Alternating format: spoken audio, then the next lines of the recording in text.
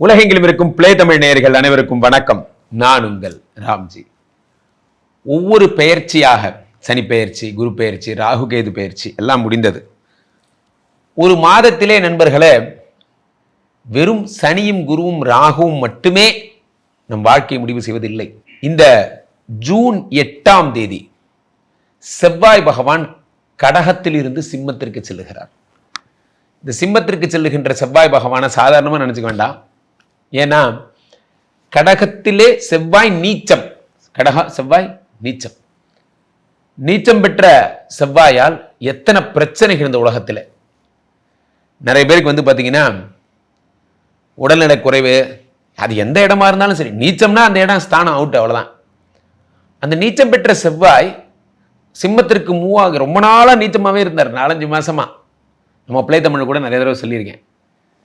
சுக்கரன் ஏன் உச்சமாக ரொம்ப நாளாக உட்காந்துருக்காருன்னு தெரியல, இவர் ஏன் நீச்சமாக ரொம்ப நாளாக இவங்கெல்லாம் ஆஃபீஸர்ஸ், இவங்க எடுக்கிறது தான் முடிவு. ஜூன் 8ஆம் தேதி சிம்மத்திற்கு வரப்போகிறார். காலபுருஷ தத்துவத்திலே 1ஆம் இடத்திற்கும் 8ஆம் இடமாகப்பட்ட உயிருக்கும் அதிபதியாகப்பட்டவர். சாதாரண நாள் கிடையாதுங்க. செவ்வாய்னா யாரு? செவ்வாய்னா பவர், நெருப்பு, தீ ஜுவாலை.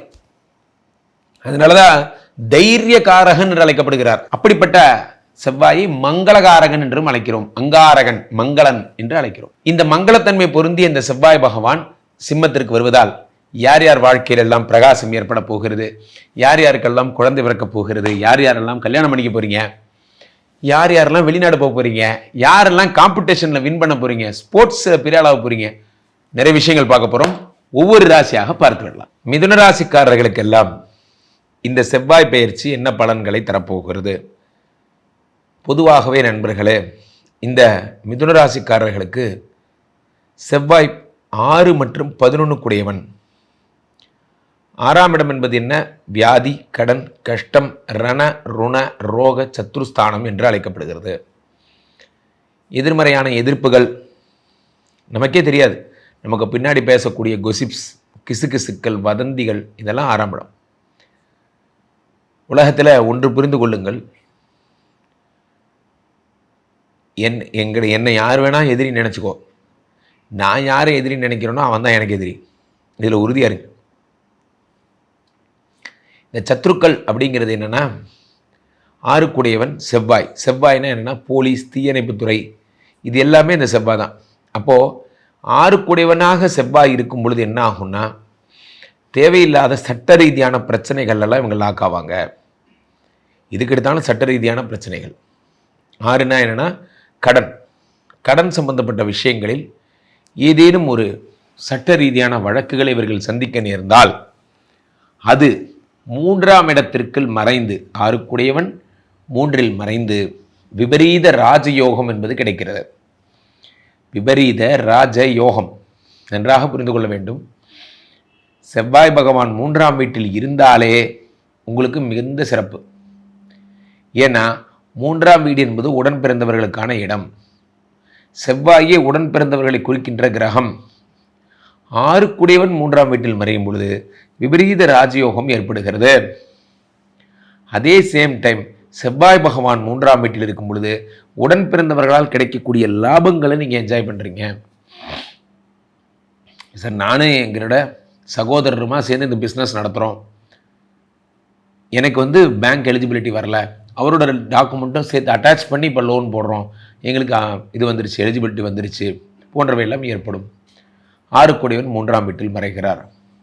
6ஆம் இடம் என்பது வியாதி, கடன், கஷ்டம். அவை 3ஆம் இடத்தில் மறையும் பொழுது வியாதிகளெல்லாம் நிவர்த்தியாகக்கூடிய அமைப்புகள் எல்லாம் உங்களுக்கு இந்த செவ்வாய் பகவானால் ஏற்படுகிறது. வியாதிகள் சரியாவதற்கான ஒரு வாய்ப்புகள். செவ்வாய் எப்படிப்பட்ட வியாதிகளை தருவார்? இரத்த சம்பந்தப்பட்ட வியாதிகளை தருவார். இரத்தத்தில் இருக்கக்கூடிய பிபி, சுகர் போன்ற விஷயங்களாகட்டும், அல்லது இரத்த சம்பந்தப்பட்டமான பிளேட்லெட் கவுண்ட்டு கம்மியாகிறது, அனிமிக்கு போன்ற வியாதிகளாகட்டும், அது ரத்தத்தில் வர்ற ஏதோ ஒரு ப்ராப்ளம், அது புற்றுநோயாக இருந்தாலும் சரி, இரத்தத்தின் மூலிமா வரக்கூடிய பிரச்சனைகளாக இருந்தால் அது 3ஆம் இடத்துல நிவர்த்தி பெற்று அந்த பிரச்சனையிலிருந்து விடுதலை என்பது கிடைக்கும். அதே செவ்வாய் தான் 6 கூடியவர் மற்றும் 11 கூடியவனாகவும் இருக்கிறார்.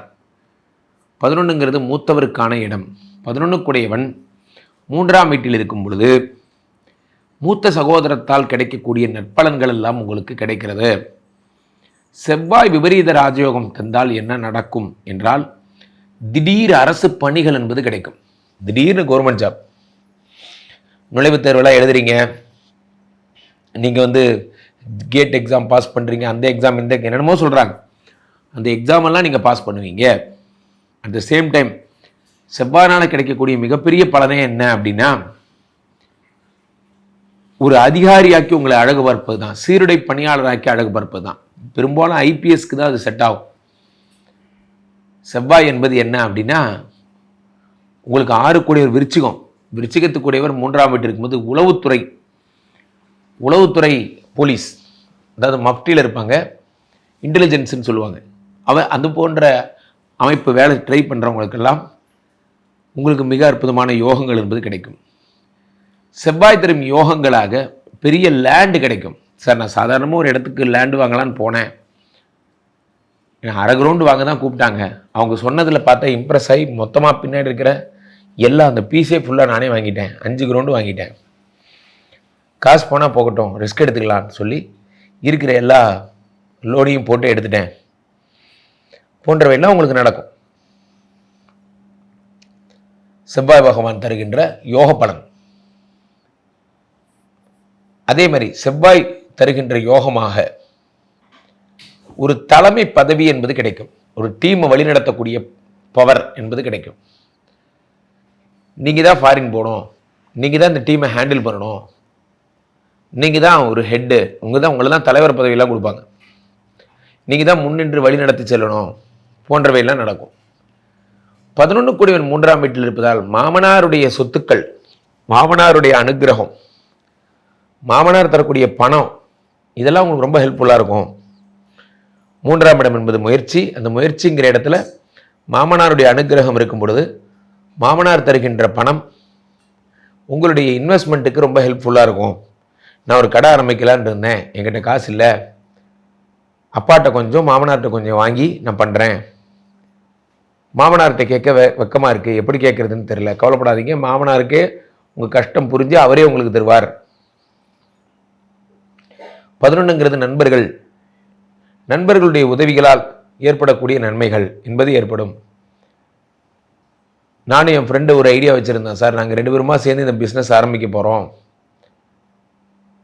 இப்போது அவர் ஒரு இந்த இவ்வளோ நேரம் அந்த கடையை பார்த்துக்கிறார், நான் இவ்வளோ நேரம் அதை பார்த்துக்கிறேன், நாங்கள் 2 பேருமா சேர்ந்து இதை சிறப்பாக நடத்த போகிறோம் போன்ற நல்ல விஷயங்கள் எல்லாம் ஏற்படும். மிதுனராசிக்காரர்களுக்கு இந்த செவ்வாய் பயிற்சி மிகுந்த பெரிய அளவிட முடியாத ராஜயோகங்களை தரப்போகிறது. கீழே போயிட்டு இருக்க இந்த 2 நம்பரை கூப்பிடுங்க, உங்களுடைய சொந்த ஜாதகத்தை பார்த்துக் கொள்ளுங்கள். உலக புகழ் வாய்ந்த நமது ஸ்ரீமடம் இந்தியா, ஸ்ரீமடம் மலேசியாவிலும் இப்பொழுது துவங்கப்படுகிறது. மலேசியா கிளாங் நகரில் இது துவங்கப்பட்டிருக்கிறது. மலேசியாவில் இருப்பவர்கள் எல்லாம் நேரடியாக என்னை தொடர்பு கொள்ளுங்கள், டைரக்ட் கன்சல்டேஷன் புக் பண்ணிக்கோங்க. மீண்டும் ஒரு நல்ல பதிவில் சந்திப்போம். நன்றி, வணக்கம்.